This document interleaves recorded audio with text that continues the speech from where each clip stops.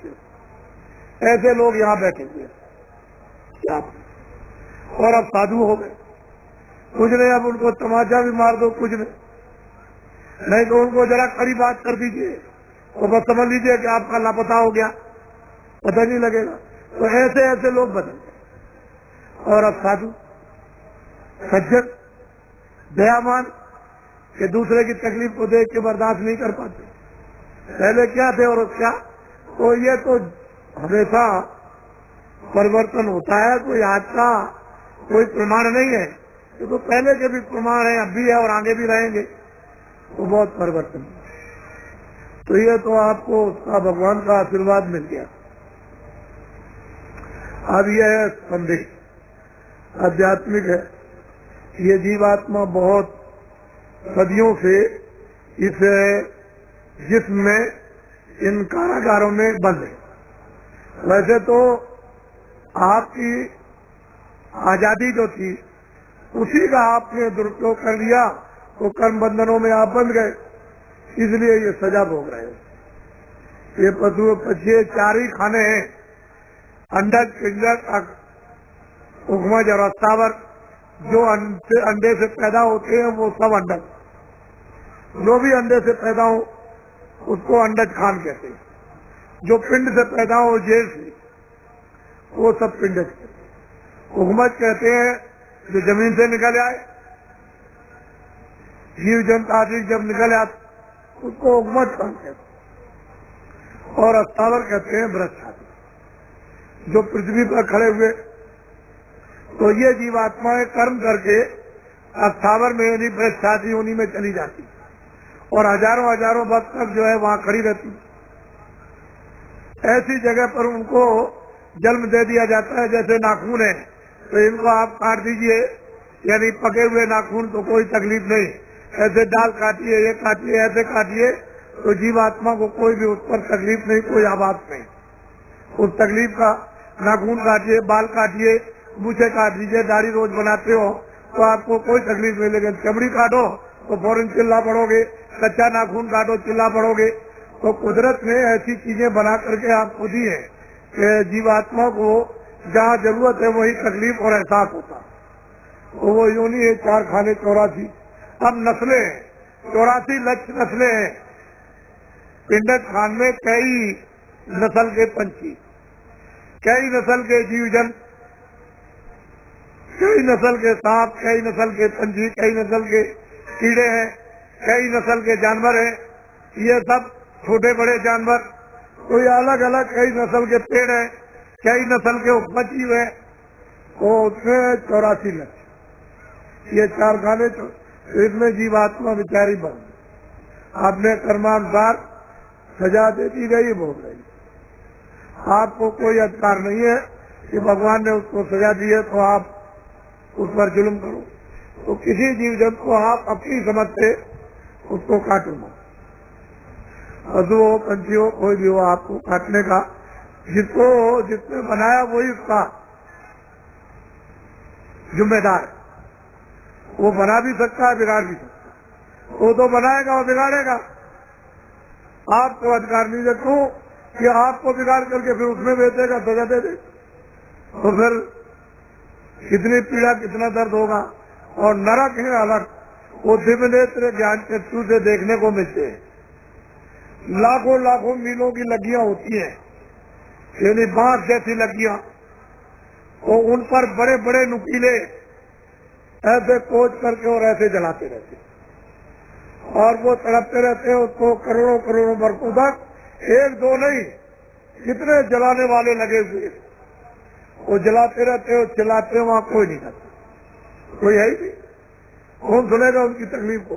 तो जो किया है तो भुगतने दिया, और तूने गुरु पूरा ढूंढ न किया।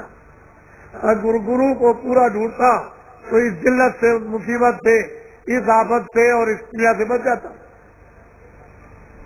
तूने तो किया नहीं, तो इसमें लगा रहा तू। और एक नर्क नहीं, अनेक नर्क। जलाने वाले अलग, दूसरे नाम के सड़ाने वाले अलग, तीसरे नाम के काटने वाले अलग, ये अलग अलग हैं, ये अनेकों नर्क। उसने इनकी सजाओं के लिए सब स्थान बनाओ और वहाँ उनको डालो। रोते चीखते चिल्लाते कौन से?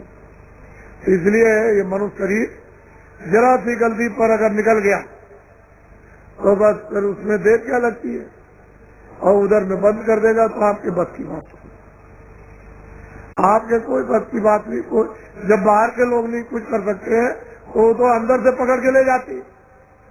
बाहर की आंख और कान और ये वो एक दूसरे का कोई देख नहीं सकता, अंदरी से अंदर ले आए, अंदर से निकाल ले, और उधर निकाल करके उसमें अंदरी से डाल दी, उस शरीर में बंद कर दिया।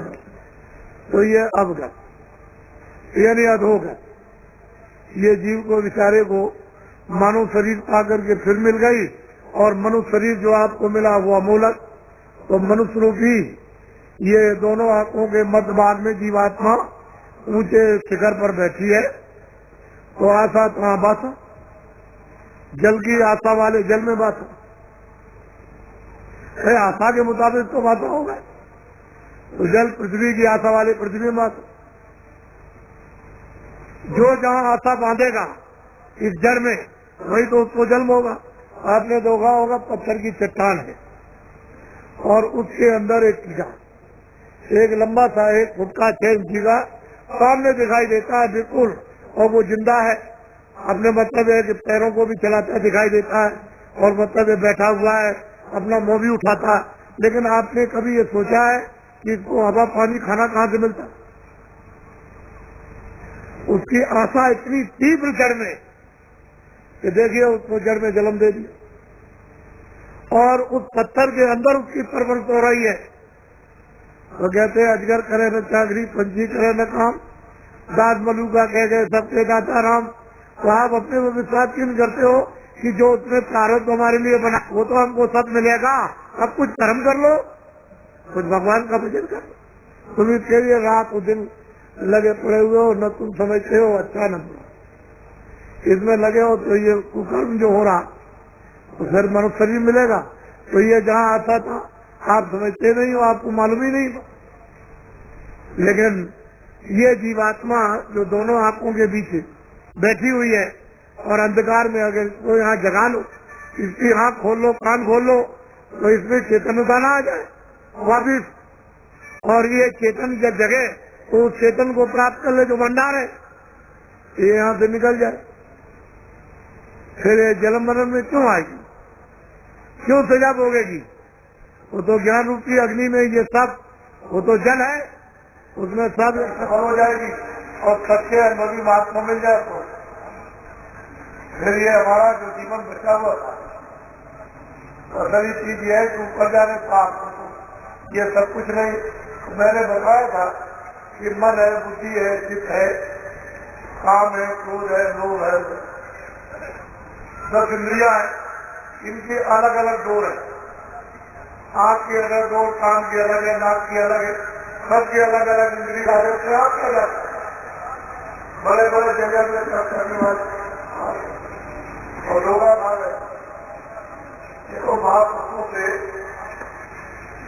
माया भी करती है, काम भी करते हैं, और मतलब देवी देवता भी, और महापुरुष न मिले तो आपको एक चक्कर बता दें। तो आपको जब किसी को मालूम ही नहीं है कि डोरी किसके हाथ में है, तो वो बताए तो उसमें पहुंचना है। इंद्रियों का इंद्रियों में, काम का काम में, क्रोध का क्रोध, सभी काम बन सकेगा। जीव का कौन काम करने वाला होगा। तो ये सब अंदर में जब दिव्य से चक्षु जब खुलता है और कान खुल जाते हैं और अंधेरा चला जाता है, प्रकाश इस सूरज से, चंद्रमा के तारों से बहुत ज्यादा सामने जब प्रकट होता है, वो सब एक ही घटना में इतना चिल्लाया जाता कि वो दर्द है। पृथ्वी पर फल नहीं रहेगा, अनाज नहीं रहेगा, तरह तरह के बच्चे को मारोगे, बच्ची को मारोगे, गाँव को भी रक्षा के लिए उसको मार दोगे, वो चली जाएगी कहीं बाहर, तब तक बच्चा घर में है, अनाज है नहीं, तो बच्चे को मार के खा गए। पता नहीं जब कुछ नहीं मिला तो औरत को मार दिया, औरत ने रात को आदमी को काट दिया, समझ गए। प्राणों की रक्षा के लिए क्योंकि घास है नहीं, चलो बरकत की फल है नहीं है, तो जब ये भी रहेंगे जंगल में घास भी, तो जानवर तड़प तड़प करके चारों तरफ दौड़ेंगे और गिर जाएंगे। जो जिसको पाएगा वो एक दूसरे को खाएगा।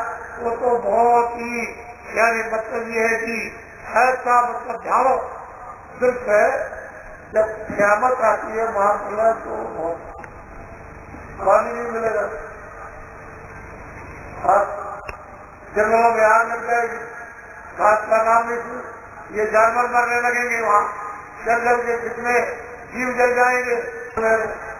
दर्दनाक कोई वर्णन नहीं कर सकता। और फिर पानी को मतलब अग्नि सोखती है, ये जल के जितने भी जीव है ऐसा एकदम बाहर तरफ तरफ करके पानी की बूंद नहीं मिलेगी, तरफ तरफ करके जब तक है एक दूसरे को तरफ तरफ करके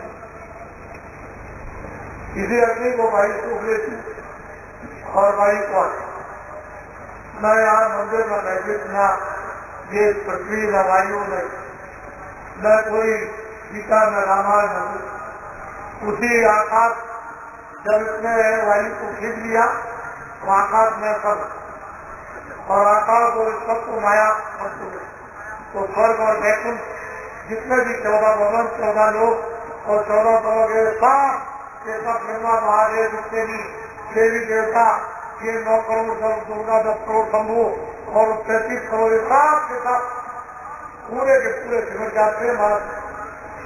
और उसमें आज्ञा करती वो नृसिंह भगवान और नृसिंह भगवान को इसको सब ऊपर माया रहती है, सबको धरती है। जितने भी वहाँ के लोग कुछ समय वो सबको धरती, फिर इनको सबको समझते ही जाते हैं। ये सब समझते थे, जिसमें अनेकों लोग उनके बाद प्रसाद सबको समझते थे, कुछ नहीं। जितने जो जहाँ निरंजन भगवान ने उसी की आवाज पर ये सब रचना टिकी हुई है, तो धीरज बंद कर दिया, क्षणों में कुछ नहीं। जब सूरज को जब खींचता है तो जरा अपना ऐसे खींचा तो शरीर निजी हो, उसी सूरज से ही उस शक्ति और उसके ही प्रकाश से टिका हुआ और जरा सा खींच के अलग किया बस। ऐसे ही वो बंद करता जब आवाज तो यहाँ किस पर टिकेंगे, कोई चीज टिकने वाली है नहीं। हर पलक के बाद से ऐसे ऊपर का वो फिर मतलब है कि माया वो प्रकृति बंद करेगी, आज्ञा मार सकती, निरंजन बंद कर लेंगे, माया बंद करेगी, फिर वो ब्रह्म बंद करेंगे आवाज, ऐसे बंद कर लेते हुए। ये सारी रचना सब नाम आवाज पर बात पूरा का पूरा ये सब उसी पर और उसी आवाज पर हम उतरे और दोनों आंखों के पीछे बैठा दिया। वो आवाज तो छड़ के आ रही है, अगर बिल्कुल ही आवाज बंद हो जाए तो लेकिन एक क्षण में इस शरीर के अंदर जीवात्मा नहीं रह सकती है, वो आवाज का खंडन कर पा रहा है। और जब आंख कान खुल जाते हैं तो प्रकट हो जाती है, उसी को कहते हैं नाम जी जब जागे जोगी। उसे नाम को जगाकर जब जीवात्माएं उससे संबंध कर लेती है, जुड़ जाती है, पकड़ लेती है, योग पथ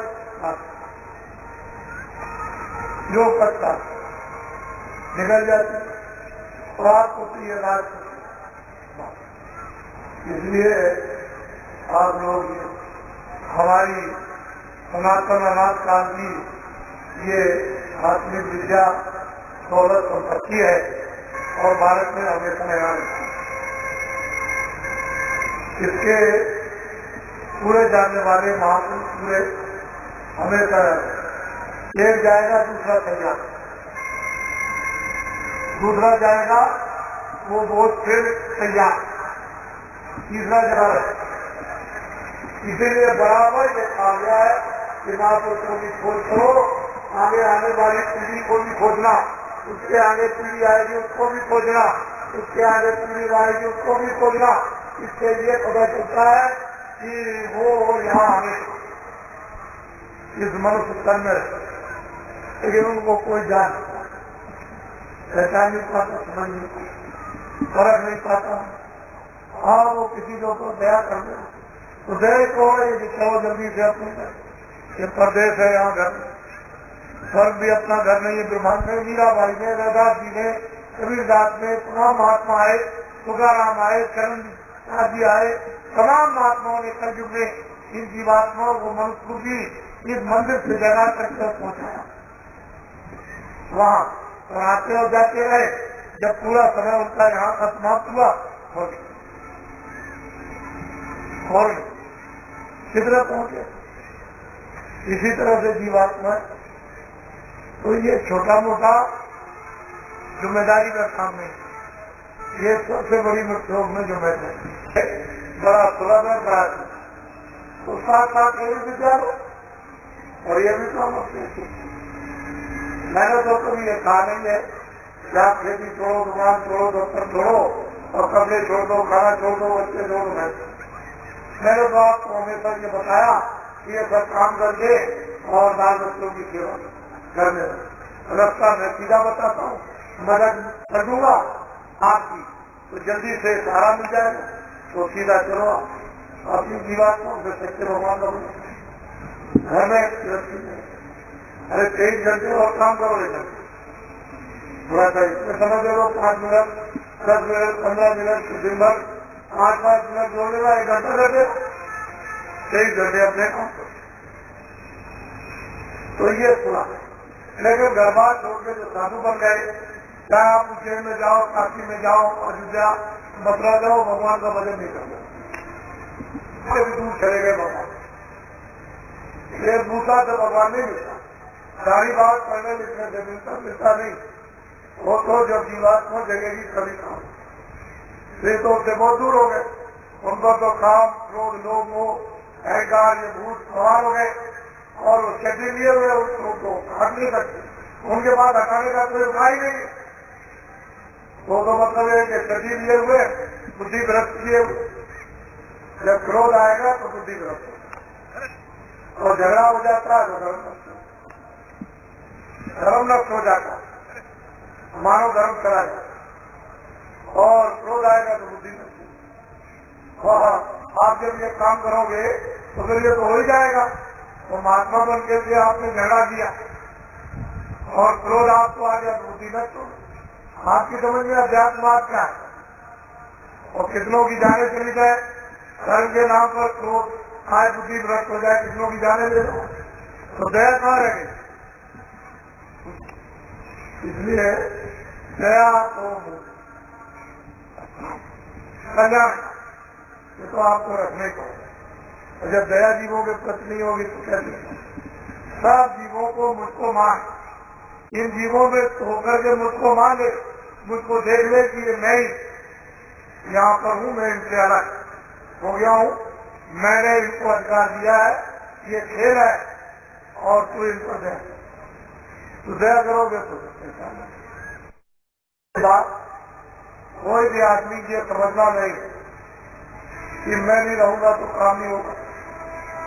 सब अपने आप को नए कि मैं बिल्कुल नया हूँ, पुराने से पुराने जो 20 साल के 30 साल के अपने आप को रहे। जब तक ही आपको आदेश न मिल जाए कि आप किसी का काम करो, तब तक ये काम करना नहीं ये सब हो जाए तुम्हारे ऊपर आएगा और बड़े से बड़े नर्क में सजा मिलेगी। ये काम करना नहीं, क्योंकि तुम इस बोझे को उठा नहीं सकते हो जो जीवों का बोझा, ये कुकर्म का बोझा उठा नहीं सकते हो। और तुम अपनी मन मस्ती में अगर कुछ काम करने लगे तो ये बोझा तुम्हारा ये बहुत हो जाएगा और जुग जुग नहीं। तो अपने आप को नया, बिल्कुल मैं नया कुछ नहीं जानता हूँ, तब आप अपनी चीज को बचा सकते। चिंगारी है जो थोड़ी बहुत आपको मिलती है उसकी हिफाजत कर सकते हो, जरा देर में खरो उसका धन और खजाना हिफाजत बिल्कुल बचा करके रखो। कोई आओ भाव के ये न जान सके कि आपके पास में एक पैसा भी तब ये बचेगा। और जरा सा भी आपने इसका कुछ आपने कुछ तो लुट गए, आपके पास कुछ रहेगा नहीं। इसलिए समझ के हिफाजत जब आपको नहीं कहा कि वही सिद्ध है क्या, तो आपको उसमें बहुत लोग कार्य कर करके प्रचार करेंगे। तो हम सबको सुनाते हैं सबको बताते हैं तो ऐसा काम मत करना, नहीं बड़ी सजा मिलेगी। पीछे चिल्लाओगे, ये नकल का काम मत करना, नकली काम करोगे बहुत सजा मिल जाएगी। आप अपने बचने का काम करो, जिस काम के लिए